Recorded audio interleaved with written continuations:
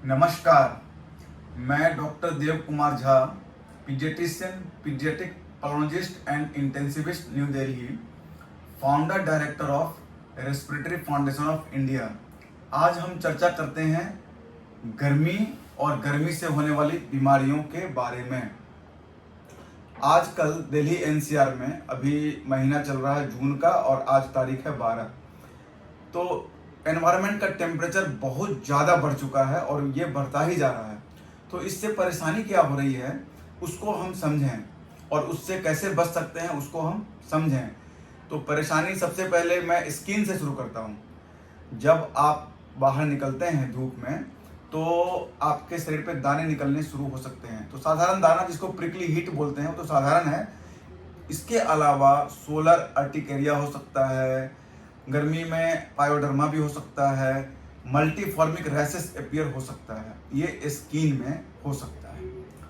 पानी की कमी हो जाती है। पानी की कमी हो जाने से आपका गला सूखने लगेगा, मुंह सूखने लगेगा, पेशाब कम हो जाएगा और जल्दी से पानी का कमी पूरा करना होता है। अगर नहीं किए तो किडनी डैमेज होने का खतरा होता है। इसके अलावा सीएन स्पेस का क्या प्रभाव पड़ता है सेंट्रल नर्वस सिस्टम पे?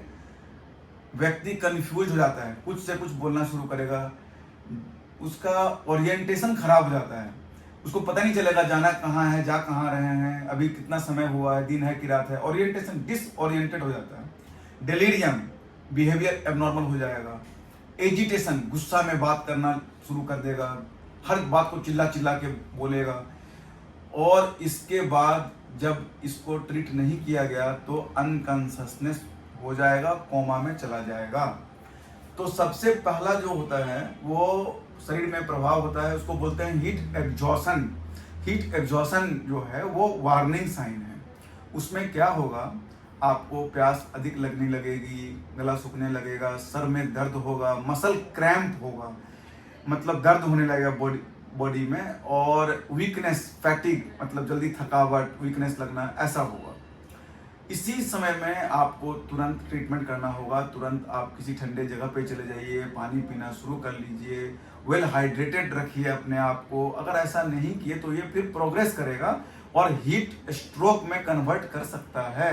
और हीट स्ट्रोक बहुत ही खतरनाक होता है। उसमें बॉडी का सेट टेम्परेचर ही डिस्टर्ब हो जाता है। उसमें टेम्परेचर एकाएक शूटअप कर सकता है 40 डिग्री सेल्सियस बॉडी का, 104 डिग्री फ़ारेनहाइट, 105, 106 ऐसा जा सकता है। और पोंटाइन हेमरेज हो सकता है, ब्रेन के अंदर हेमरेज हो सकता है, बेहोशी हो जाएगी, मल्टी ऑर्गन फेलियर हो जाएगा। तो इससे बचना बहुत ज़रूरी है, क्योंकि इसके बाद मैंने खुद देखा है अस्पताल में कि हम लोग इस तरह के कुछ पेशेंट्स आए हैं जो ट्रेन में सफ़र कर रहे हैं, गर्मी में जा रहे हैं और इस बेहोशी की हालत में आए हैं। तो उनमें से कुछ लोगों को हम खुद नहीं बचा पाए हैं। बहुत खतरनाक स्थिति हो जाती है। तो पहले ही बचाव जरूरी है। तो या तो धूप में जरूर, अगर हो सके तो ना निकला करें। 11 बजे से 3 बजे के बीच में बहुत जरूरी हो तभी निकलें। हल्का कपड़ा पहने, सूती का कपड़ा पहने, ढीला कपड़ा पहने, पानी पीते रहें, खाना टाइम से खाएं। और ये प्रभाव बच्चों में और बूढ़ों में बहुत ज़्यादा होता है, लेकिन अभी यंग एज में भी बहुत देखा गया है। बहुत बहुत धन्यवाद।